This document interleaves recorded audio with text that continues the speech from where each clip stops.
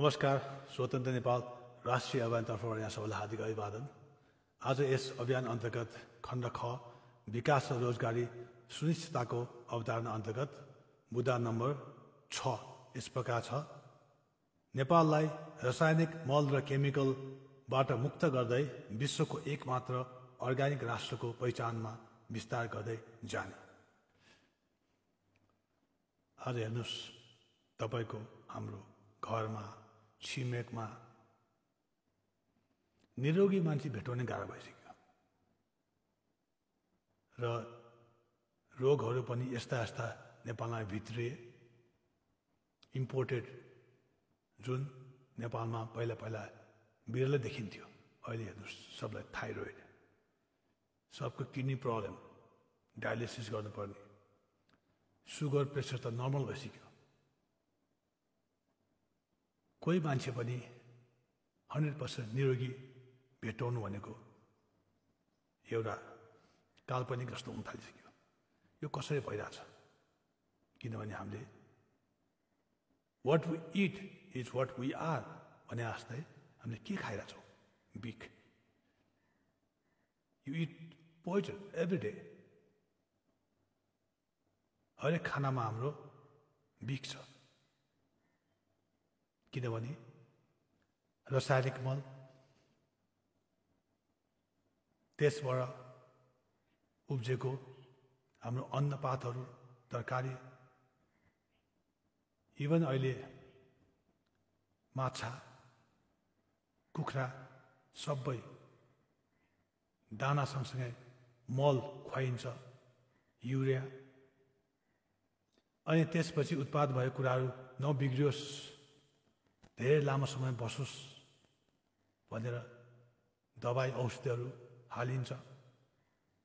पहिलो भइसक्यो साग पनि दबाई स्प्रे गरेपछि भोलि बिहान हरियो भएर आउँछ।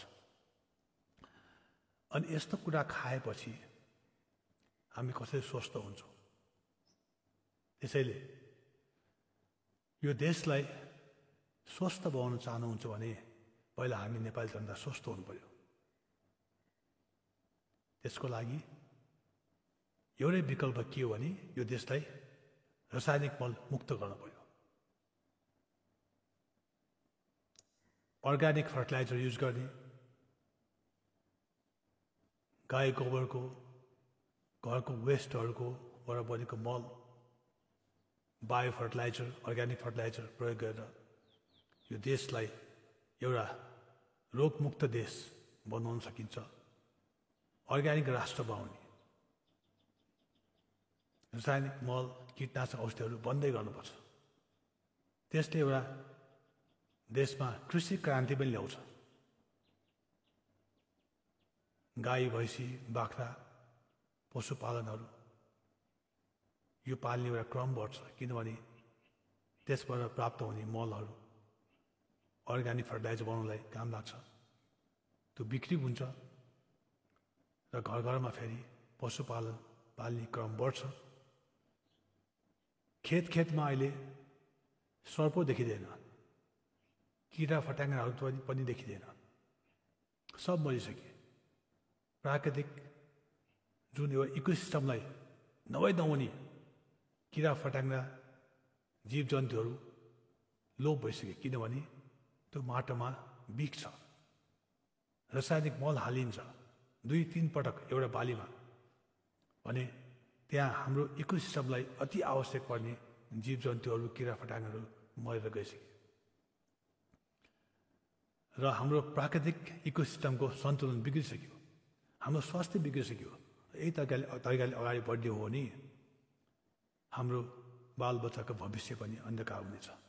त्यसैले यो स्वास्थ्यको दृष्टिकोणले पनि यो रासायनिक मललाई अन्त्य गर्ने, कीटनाशक औषधि अन्त्य गरेर bio fertilizer, bio chemicals, organic fertilizers use गर्ने, थोरै खाने बरु तर स्वस्थ कुरा खाने। धेरै खाएर ओबेसिटी भएर, मोटाएर, ओभरवेट भएर काम छैन, रोग पालेर काम छैन। थोरै खाने, स्वस्थ कुरा खाने बरु चुस्त दुरुस्त फुर्तिलो बन्ने। तर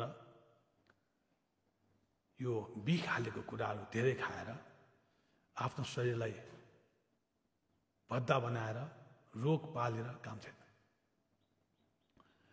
त्यसैले यो देशलाई विश्वको एउटा पहिचानको रूपमा अर्ग्यानिक राष्ट्र बनाउने, जसले हाम्रो देशलाई एउटा आर्थिक रूपमा पनि सबल बनाउँछ। किनभने हामीले अहिले नेपालमा यो धान, गहुँ, मकै नर्मल वेमा जुन फलाउँछौँ त्योभन्दा सस्तोमा इन्डिया पाउँछ। चाउचाउ, बिस्केट यिनीहरू बनाएर न हाम्रो देशलाई पुग्छ, न हामीले विदेशमा एक्सपोर्ट गर्न सक्छौँ। किनभने दुईतिर ठुला देशहरू छन्, इन्डिया र चाइना। वर्ल्ड इकोनोमीमा नम्बर टपमा हुने दुईटा देशहरू।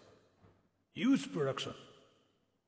हाम्रो देशमा कुनै प्रोडक्ट 100 बन्छ भने उनीहरूको देशमा त्यही प्रोडक्ट करोडौँ बन्छ। करोडौँमा किन बन्छ भने उनीहरूको मार्केट ठुलो छ। हामीले कम्पिट गर्न सक्दैनौँ। त्यसैले हामीले कस्तो सामान बनाउनुपर्छ भने भ्यालु एडेड अर्ग्यानिक प्रोडक्ट्स। र जुन अर्ग्यानिक प्रोडक्ट विश्वमा कहीँ पनि पाउँदैन। किनभने जुन वातावरण, हावापानी,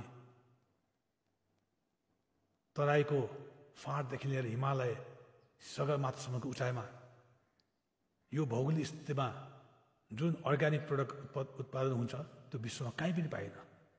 त्यसैले हामीले चाहिँ आफ्नो प्रोडक्टहरूलाई अर्ग्यानिक प्रोडक्ट बनाएर विश्वमा प्रचार गर्नुपर्छ।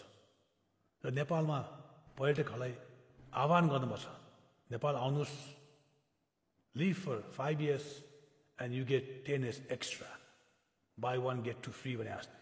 किनभने 5 वर्ष नेपालमा आएर बस्यो भने उसको स्वास्थ्य स्थिति नेपालको कम्प्लिट अर्ग्यानिक कुरा खाएर अर्को 10 वर्षको के हुन्छ, आयु लामो हुन्छ। 1 वर्ष नेपाल बस्यो भने 2 वर्ष उसको आयु लामो हुन्छ। Stay here for 1 year and you get 2 years extra in life. यस किसिमको चाहिँ भ्यालु एडेड थिङहरू हाम्रो नेपालले तयार गरेर अर्ग्यानिक वेमा गयो भने विश्वमा एउटा चाहिँ पहिचान पनि हुन्छ।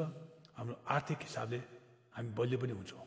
तर नर्मल वेमा चाउचाउ, बिस्केट, यो खानेकुराहरू, दाल चामल हामीले कम्पिट गर्न सक्दैनौँ। किनभने इन्डिया र चाइनामा ह्युज प्रोडक्सन हुन्छ। We can compete with them. त्यसैले एक स्वास्थ्यको लागि, एक यो कृषि क्रान्तिको लागि, र अर्को कुरा आर्थिक क्रान्तिको लागि, यो देशको पहिचान बनाउनको लागि अब रासायनिक मलहरू आयात गर्न, इम्पोर्ट गर्न बन्द गर्नुपर्छ। र कीटनाशक औषधिहरू जुन सडे गलेको खानेकुरालाई पनि ताजा बनाउँछ, यस्ता विखादीहरू बन्द गर्नुपर्छ। बायो फर्टिलाइजर हाम्रो गाउँघरमा खसी, बाख्रा, गाई गोरु पाल्ने, त्यसबाट आएको मल प्रयोग गर्ने। चिनी भेरी डेन्जरस। हामी पहिला के खान्थ्यौँ? उखुबाट के बन्थ्यो भने सक्खर प्रयोग गर्ने। त्यो केमिकल युज प्रोडक्ट्सहरू बिस्तारै बन्द गर्दै जाने र नेपाललाई विश्व सामु एउटा अर्ग्यानिक राष्ट्रको रूपमा पहिचान बनाएर शारीरिक स्वास्थ्य हिसाबले, कृषिको हिसाबले र आर्थिक हिसाबले क्रान्ति गर्दै जाने। यस बुदाको मर्म यही हो। Let's make our country organic country. बिख खान बन्द गरौँ, बिख मगाउन बन्द गरौँ। यहाँलाई कस्तो लाग्छ? ठिक लागे साथ सहयोग गर्नुहोला। यस टिकटकलाई फलो गर्नुहोला, सेयर गर्नुहोला। कुनै सुझाव भए सुझाव दिनुहोला। यहाँ सबैको जय होस्। नमस्कार।